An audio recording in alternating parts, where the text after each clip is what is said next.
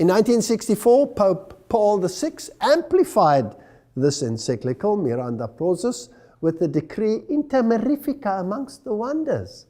And what he said is stunning.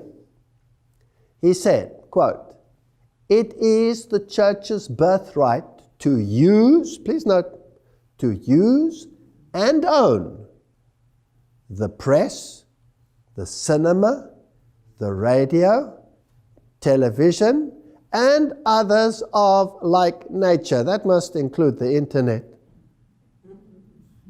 So how much of the media world does he control? Do they want to control? Own and control. All of it. All of it.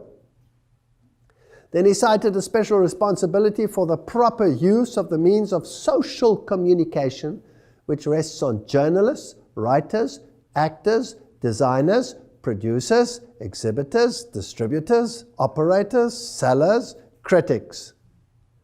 So even that which you hear about that which is done by them will be done by them, so the critics will be either on this side or that side of the spectrum, using Hegelian dialectic to so confuse you that you don't know whether you're Arthur or Martha at the end of the day. So it is the church's birthright not only to own, but to control all media, all social media.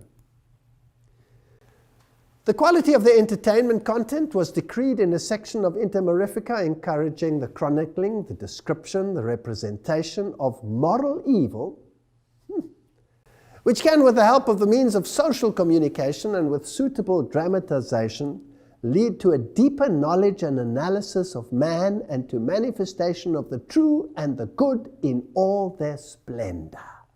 Here's the battle for the mind, good and evil. Now, what good and evil? Biblical, based, good and evil? Or worldly based, good and evil? Esoteric, good and evil? Well, let's continue. Emboldened by this papal decree, social communicators have been talking about free speech and all of the issues that are involved.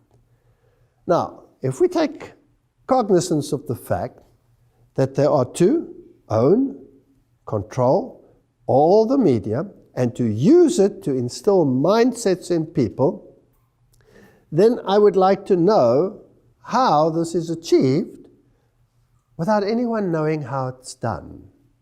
Isn't that what the General Sun Tzu said?